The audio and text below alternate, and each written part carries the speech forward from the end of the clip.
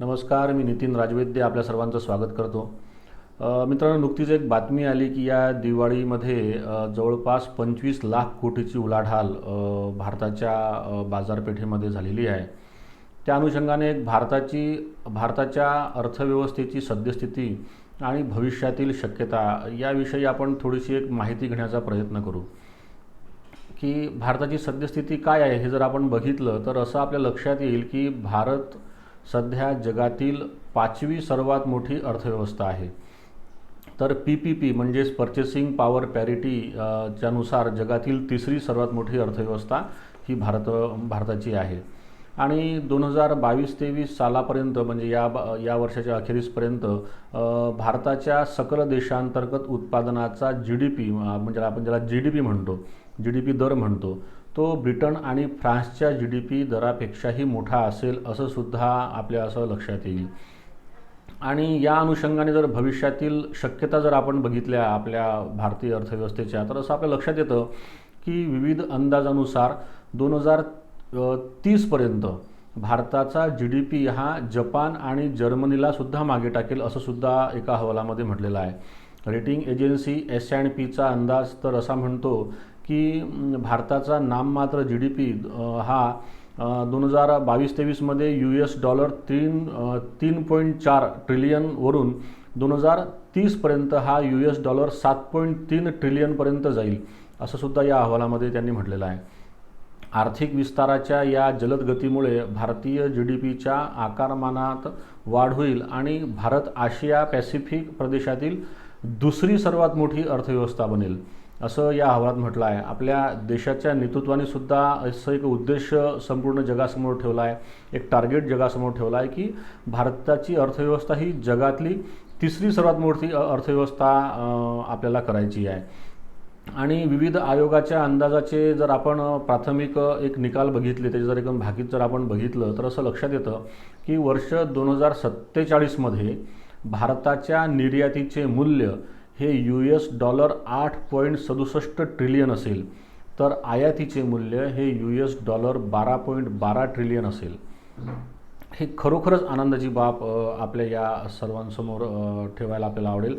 आणि भारताचे सरासरी आयुर्मान हे 2021मध्ये 67.2 होतं, तर ते आता 71.8 पर्यंत वाढेल. आणि साक्षरताचा जो दर आहे हा सुद्धा 2021मध्ये 77.8 होता, तर तो आता जवळपास 89.8 पर्यंत वाढेल अशी एक शक्यता या अहवालामध्ये वर्तवलेली आहे.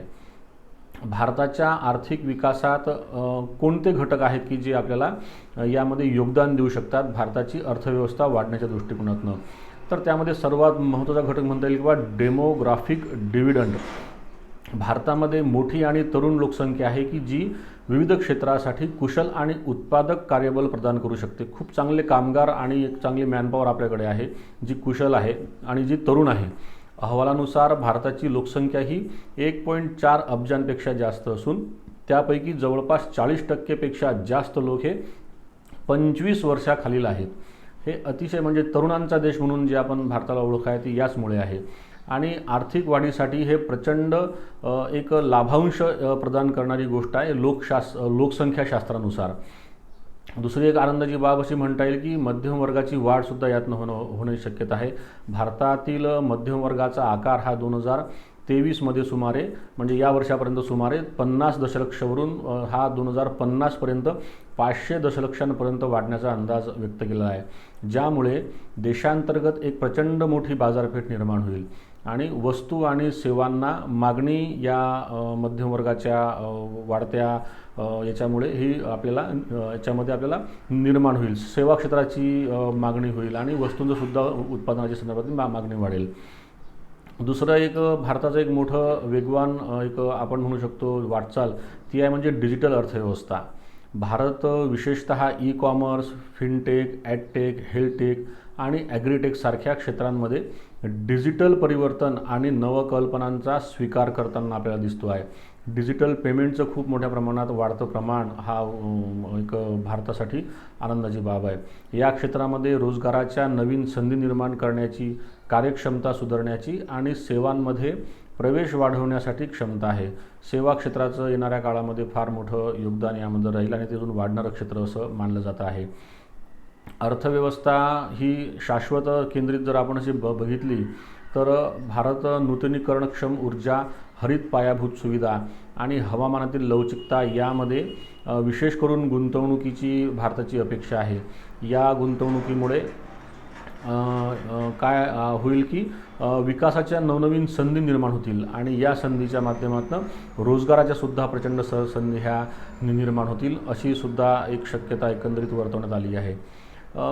कुठल्याही देशाची प्रगती ही भारताचं त्या देशाचं कणखर नेतृत्व आणि त्या नेतृत्वामध्ये कणखर निर्णय घेण्याची एक आपण ज्याला म्हणतो कौशल्य असलं पाहिजे, एक धमक असली पाहिजे असं आपण म्हणतो की तोच देश पुढे वाटचाल करू शकतो.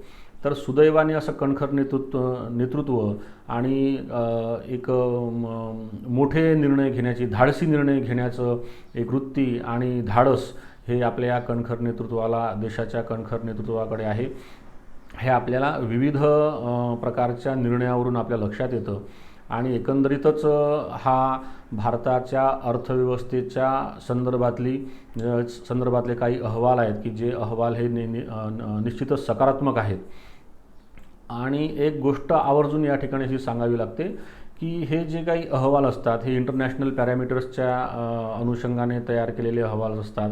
हे अहवाल एखाद्या व्यक्तीला वाटले किंवा मला वाटते म्हणून मी तो अहवाल बनवला असं होत नाही, तर संपूर्णपणे विविध अँगलनी अभ्यास करून तयार केलेले हे अहवाल असतात. त्यामुळे या अहवालाला आपण सकारात्मक घेऊन आणि या अहवालाच्या दृष्टीने आपण जर विचार केला तर ही आनंदाचीच बाब आपल्या भारतीयांसाठी म्हणावी लागेल. सध्या इथेच थांबूया. पुन्हा भेटूया एका नवीन विषयासह. धन्यवाद.